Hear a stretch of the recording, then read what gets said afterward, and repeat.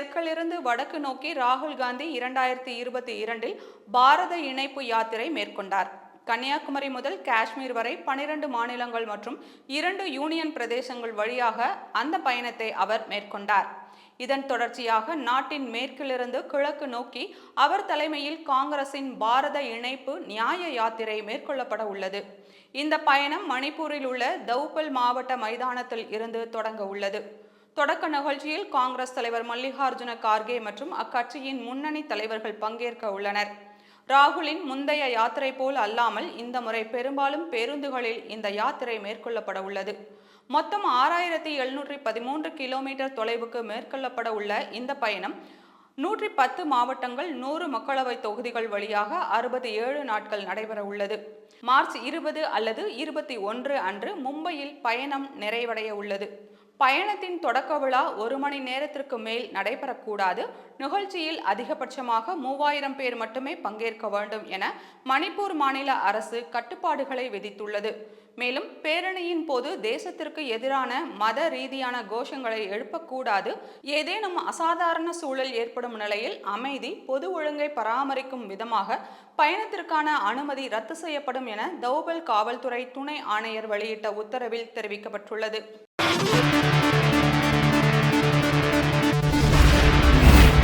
ஹிந்தி மொழி குறித்து அயலக தமிழர்கள் விழாவில் கேள்வி கேட்ட நபர் வெளியேற்றப்பட்டதாக தமிழக பாஜக தலைவர் அண்ணாமலை குற்றம் சாட்டிய நிலையில் அதற்கு அமைச்சர் பழனிவேல் தியாகராஜன் வீடியோவுடன் கொடுத்த விளக்கத்திற்கு அண்ணாமலை பதிலடி கொடுத்துள்ளார். சென்னையில் சமீபத்தில் அயலக தமிழர்கள் விழாவில் தகவல் தொழில்நுட்பத்துறை அமைச்சர் பழனிவேல் தியாகராஜன் கலந்து கொண்டார். அப்போது அவர் பார்வையாளர்கள் கேள்விக்கும் பதிலளிக்கும் போது ஹிந்தி மொழி தொடர்பாக ஒருவர் கேள்வி எழுப்பியதால் அரங்கத்தை விட்டு வெளியேற்றப்பட்டதாக தமிழக பாஜக தலைவர் அண்ணாமலை பிடிஆர் செயலுக்கு கண்டனம் தெரிவித்தார். தற்போது இந்த சம்பவம் குறித்து அமைச்சர் பிடிஆர் விளக்கம் அளித்தார். இது தொடர்பாக அவர் தனது வலைத்தளத்தில் தொடர்ந்து பாதி உண்மைகள், திரிக்கப்பட்ட பேச்சுக்கள் மற்றும் முழு பொய்களை சொல்லி பிரச்சாரம் செய்வதை வழக்கமாக கொண்ட அண்ணாமலை அந்த வீடியோவில் நமது மொழிக் கொள்கைக்கான அரசியல் காரணங்களுக்காக கவனமாக விட்டுவிட்டார். அங்கே என்ன நடந்தது என்பது குறித்து முழு விவரத்தை ஏற்கனவே பல ஊடகங்கள் வெளியிட்டுவிட்டன. அந்த நிகழ்ச்சியில் இருந்து யாரும் வெளியேற்றப்படவில்லை. அந்த நபர் தனது இருக்கையில் அமர்ந்து எனது அமர்வு முடியும் வரை அங்கேயே இருந்தார். இதற்கு பிறகு இன்னும் பல தமிழக தலைவர்கள் வரலாம், போகலாம். ஆனால் தமிழகம் தனது இருமொழி கொள்கையிலிருந்து ஒருபோதும் விலகாது, கட்டாய மும்மொழி கொள்கையை ஏற்காது என்று விளக்கமளித்தார். இதற்கு பாஜக மாநில தலைவர் அண்ணாமலை பதிலடி கொடுத்துள்ளார். அவர் தனது வலைத்தள பக்கத்தில் எனக்கு அந்த நிகழ்ச்சியின் முழு வீடியோவை பார்ப்பதில் விருப்பமில்லை, அதை பார்த்து எனது நேரத்தை வீணடிக்க விரும்பவில்லை. புதிய தேசிய கல்விக் கொள்கையை பல பகுதிகளாக தமிழகத்தில் அமல்படுத்தியதைப் போலவே தமிழகத்தின் அரசு பள்ளிகளில் 3வது விருப்ப மொழி ஒரு நாள் கற்பிக்கப்பட்டே தீரும். மேலும் அறிவாலயத்தின் தலைமை பொறுப்பு கோபாலபுரம் குடும்பத்திற்கு நிரந்தரமாக ஒதுக்கப்பட்டதைப் போல் அல்லாமல் தமிழக பாஜகவின் தலைமை பதவி தற்காலிகமானது. எதிர்காலத்தில் பலர் இந்த பதவியை அடைவார்கள் என ஒப்புக்கொண்டமைக்கு பழனிவேல் தியாகராஜனுக்கு நன்றி என அண்ணாமலை பதிலடி கொடுத்துள்ளார்.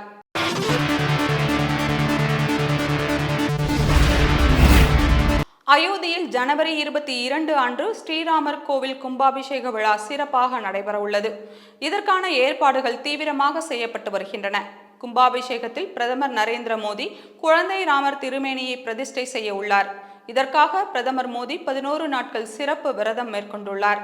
ராமர் கோவில் கும்பாபிஷேகத்தில் கலந்து கொள்ள பல்வேறு கட்சிகளின் தலைவர்கள், திரைப்பட பிரபலங்கள், விளையாட்டு வீரர்கள் உள்ளிட்டோருக்கு அழைப்பு விடுக்கப்பட்டுள்ளது. இந்நிலையில் தமிழக முதல்வர் ஸ்டாலினின் மனைவி துர்கா ராமர் கோவில் கும்பாபிஷேகத்தில் பங்கேற்க அழைக்கப்பட்டுள்ளார். இது குறித்து வெளியிடப்பட்ட செய்தியில் தமிழக முதல்வர் ஸ்டாலினின் மனைவி துர்காவை விஸ்வ இந்து பரிஷத் அகில பாரத இணைச் செயலர் PM நாகராஜன், RSS மற்றும் விஸ்வ இந்து பரிஷத் நிர்வாகிகள் நேரில் சந்தித்து ஸ்ரீ ராம ஜென்ம பூமி தீர்த்தக்ஷேத்ரா அறக்கட்டளை சார்பாக ஸ்ரீராமர் கோவில் கும்பாபிஷேக அழைப்பிதழையும் ஸ்ரீராமருக்கு பூஜை செய்த அக்ஷதையையும் அளித்தனர். அவரும் பக்தியுடன் அதனை பெற்றுக்கொண்டு விரைவில் தரிசனம் செய்ய வருவதாக தெரிவித்தார் என தெரிவிக்கப்பட்டுள்ளது.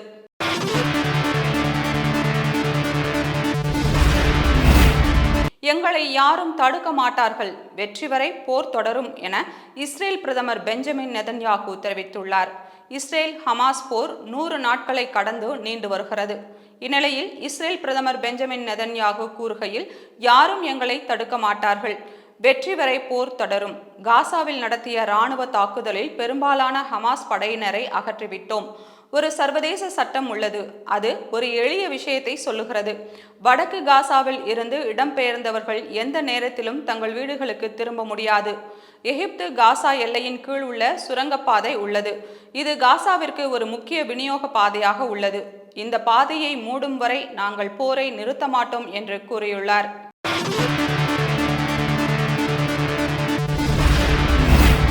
காங்கிரஸில் இருந்து விலகிய முன்னாள் தகவல் தொழில்நுட்ப மற்றும் கப்பல் துறை இணை அமைச்சர் மிலிந்த் தியோரா விலகியுள்ளார். அவர் மகாராஷ்டிரா முதல்வர் ஏக்நாத் ஷிண்டே தலைமையிலான சிவசேனாவில் இணைய உள்ளார் என தகவல் வெளியாகியுள்ளது. சமீப காலமாக காங்கிரஸ் கட்சியின் மீது அதிருப்தியில் இருக்கும் பலர் கட்சியிலிருந்து விலகி பாஜகவில் இணைவதோ அல்லது தனி கட்சி துவங்குவதோ வாடிக்கையாக உள்ளது.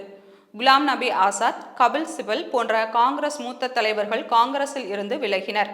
இளம் தலைமுறையினரான ஜோதிராதித்ய சிந்தியா முதல் முன்னாள் பாதுகாப்புத்துறை அமைச்சர் AK ஆண்டனியின் மகன் அனில் ஆண்டனி வரை காங்கிரஸில் இருந்து விலகி பாஜகவில் இணைந்தனர்.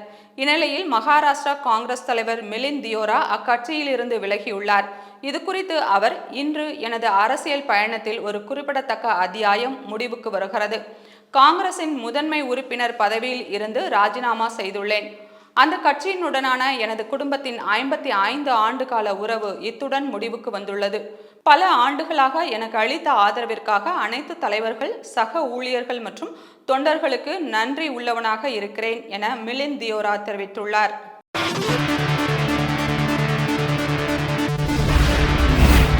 டெல்லியில் மத்திய இணை அமைச்சர் எல் முருகன் வீட்டில் பொங்கல் பண்டிகை உற்சாகமாக கொண்டாடப்பட்டது.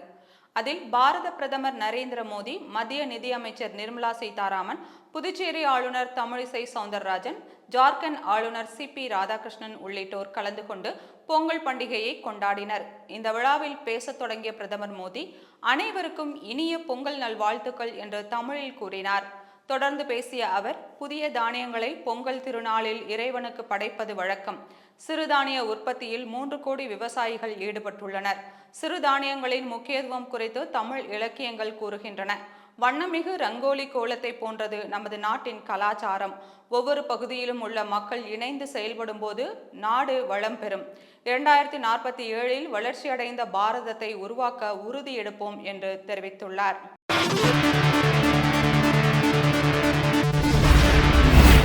பாகிஸ்தான் ஆக்கிரமிப்பு காஷ்மீருக்கு சென்ற இங்கிலாந்து தூதருக்கு இந்தியா கடும் கண்டனம் தெரிவித்துள்ளது.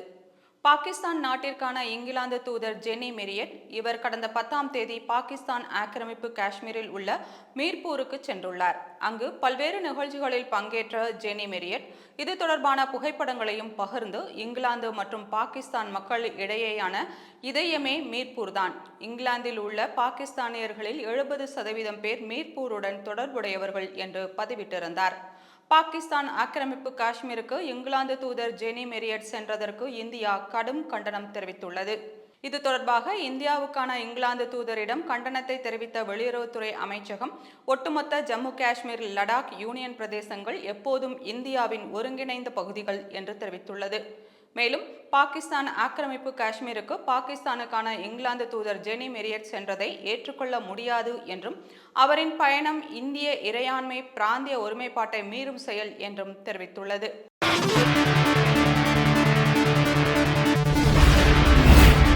அதிமுக செய்தி தொடர்பாளர் அப்சரா ரெட்டி தொடர்ந்த அவதூறு வழக்கில் யூடியூபர் ஜோ மைக்கேல் பிரவீன் 50 லட்சம் ரூபாய் நஷ்டஈடு வழங்க சென்னை உயர்நீதிமன்றம் உத்தரவிட்டுள்ளது. அதிமுக செய்தி தொடர்பாளர் திருநங்கை அப்சரா ரெட்டி குறித்து ஜோ மைக்கேல் பிரவீன் என்பவர் யூடியூப் தளத்தில் தவறான தகவல்களை பதிவு செய்ததாக சென்னை உயர்நீதிமன்றத்தில் மான நஷ்ட வழக்கு தொடரப்பட்டது. இந்த வழக்கை விசாரித்த நீதிபதி என் சதீஷ்குமார், ஜோ மைக்கேல் பிரவீன் பதிவு செய்ததாக கூறப்படும் 10க்கும் மேற்பட்ட வீடியோக்களை உடனடியாக நீக்க வேண்டும். அவரை சார்ந்தவர்கள் அவதூறான வீடியோ பதிவிட்டிருந்தால் அதையும் உடனடியாக நீக்க வேண்டும் என கூகுளின் யூடியூப் நிறுவனத்திற்கு உத்தரவிட்டார். மேலும் தனிமனித தாக்குதலில் ஈடுபட்ட யூடியூபர் நடவடிக்கைகளை கண்டித்து நீதிபதி அப்சரா ரெட்டிக்கு 50 லட்சம் ரூபாய் மான நஷ்ட ஈடாக வழங்க வேண்டும் என்று தீர்ப்பளித்தார். சமூகத்தில் திருநங்கைகள் சமூகம் எதிர்கொள்ளும் சிரமங்கள் மற்றும் கஷ்டங்களை குறிப்பிட்ட நீதிபதி, சமூக வலைத்தளங்களில் பதிவிடும் கருத்துக்கள் அவர்களின் உணர்வுகளை பாதிக்காத வகையிலும் கண்ணியமாக இருக்கும் வகையிலும் வழிநடத்த கூகுள் மற்றும் யூடியூப் நிறுவனங்களுக்கு அறிவுறுத்தினார்.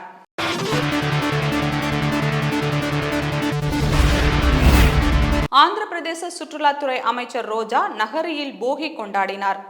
அவருடைய வீட்டின் முன் போகி கொளுத்திய அவர் பொதுமக்களுக்கு சங்கராந்தி வாழ்த்து தெரிவித்தார். இதன் பின்னர் ரோஜா பேசுகையில் தெலுங்கு தேசம் கட்சி தலைவர் சந்திரபாபு நாயுடு, ஜனசேனா கட்சி தலைவர் பவன் கல்யாண் ஆகியோர் ஆந்திர பிரதேசத்தை பொறுத்தவரை இந்த மாநிலத்தைச் சேர்ந்தவர்கள் அல்ல. அவர்களை உள்ளூர் அரசியல்வாதிகளாக கருத முடியாது. ஏனெனில் அவர்கள் ஹைதராபாத்தில் வசித்து வருகிறார்கள். ஆந்திர பிரதேசத்தில் வசிப்பவர்கள் போன்ற ஒரு தோற்றத்தை ஏற்படுத்துவதற்காக அவர்கள் ஹைதராபாத்தில் இருந்து புறப்பட்டு போகி கொண்டாடுவதற்காக இங்கு வந்திருக்கிறார்கள். தெலுங்கு தேசம், ஜனசேனா ஆகிய கட்சிகள் குப்பைக்கு சமமான கட்சிகள். அந்த குப்பை கட்சிகளையும் அவற்றின் தேர்தல் வாக்குறுதிகளையும் 2024 போகி கொளுத்துவதைப் போல எரித்து தள்ள வேண்டும். ஜெகன்மோகன் ரெட்டி ஆட்சியில் பொதுமக்கள் மிகவும் சந்தோஷமாக இருக்கிறார்கள். 2024 ஆந்திர பிரதேச சட்டமன்ற தேர்தலில் ஜெகன்மோகன் ரெட்டி தான் மீண்டும் முதல்வராக வருவார் என்ற பொருளில் ஜெகன் அண்ணா ஒன்ஸ் மோர் என ரோஜா கூறினார்.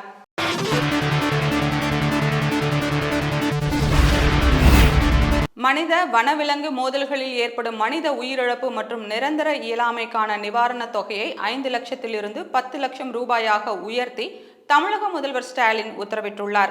இது குறித்து சுற்றுச்சூழல், காலநிலை மாற்றம் மற்றும் வனத்துறை அரசு செயலர் வெளியிட்ட செய்திக்குறிப்பில், மனித வனவிலங்கு மோதல்களை குறைக்க தமிழக அரசு பல்வேறு நடவடிக்கைகளை எடுத்து வருகிறது. 2021 நவம்பரில் தமிழக அரசு வெளியிட்ட அரசாணையின்படி இத்தகைய மோதல்களில் மனித உயிரிழப்பு அல்லது நிரந்தர இயலாமைக்கான இழப்பீட்டுத் தொகை 4 லட்சத்தில் இருந்து 5 லட்சம் ரூபாயாக உயர்த்தப்பட்டது.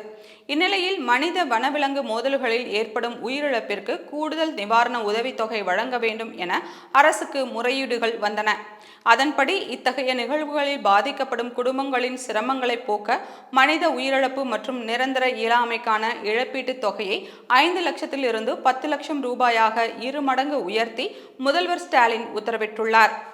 இந்த ஆணை உடனடியாக நடைமுறைக்கு வந்துள்ளது என தெரிவிக்கப்பட்டுள்ளது.